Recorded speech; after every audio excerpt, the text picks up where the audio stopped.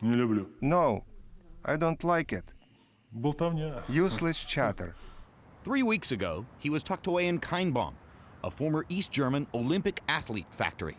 This is the heavy bag on which Valouev wails away.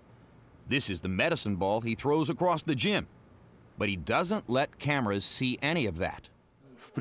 As a rule, I prohibit any video recordings of my training by the media. But he allowed us to shoot him hitting mitts on a soccer field, and even a few minutes in the ring with his trainer. And then, slowly, he began to explain his extraordinary life. It's unlikely you could briefly tell the story of my life, because my life has been so eventful, and I'm already 33 years old. But I suppose you could try.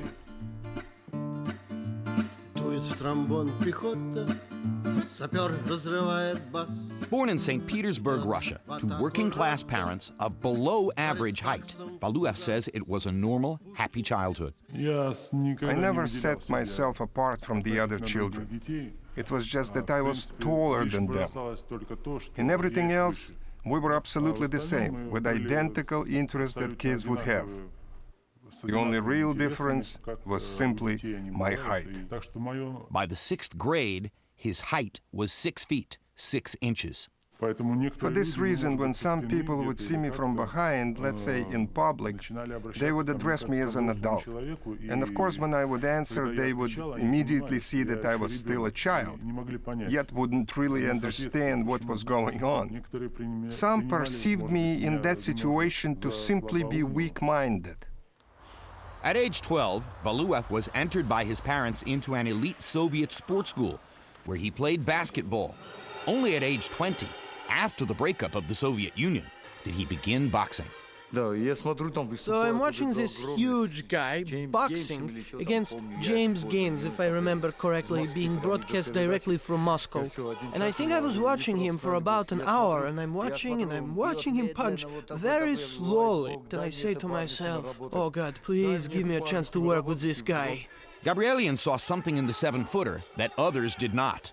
In the late 90s, Valouev's fights focused attention on his size, but never tested his talent, because not even Valouev's trainer at that time thought he could be a top fighter. I even told him that Nikolay would be a world champion. That trainer said, no way, I'll never believe that. So I told Nikolay, you are the future champion of the world, which he responded, no, this won't happen for me. And of course today I can say to him, remember when I used to tell you? And he says, yes, I remember. The world champion is NIKOLAY VALUEV! But even now, as a heavyweight title holder with a 44-0 record, Valouev struggles to be seen as something more than something to be seen. It's all show, it's all circus. Like in boxing skills, I can't even tell. He's not very talented and not very skilled, but of course he can finish the job. The 8th wonder of the world. Yeah. Hey, that's my Russian giant. Pick it up. Yeah, like that. Yeah. Pick him up, Nikolay. King Kong couldn't do that. Don King always pronounces or always says that he's Goliath and all that stuff, and King Kong, he doesn't like that much. I generally don't like those nicknames, because I have a name.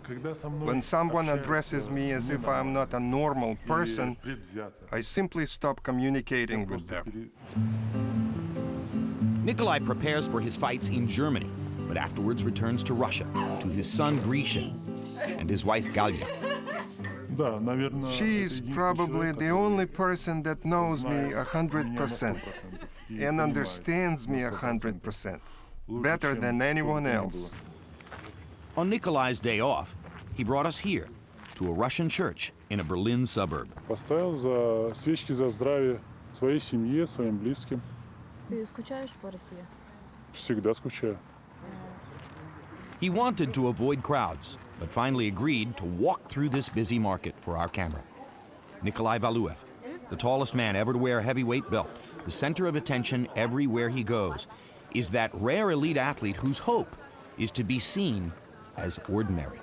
Lots of people, I'm sure, don't see me as an ordinary person, but this really doesn't have an impact on me, Because for me, the most important thing is how you perceive yourself, not how the world sees you.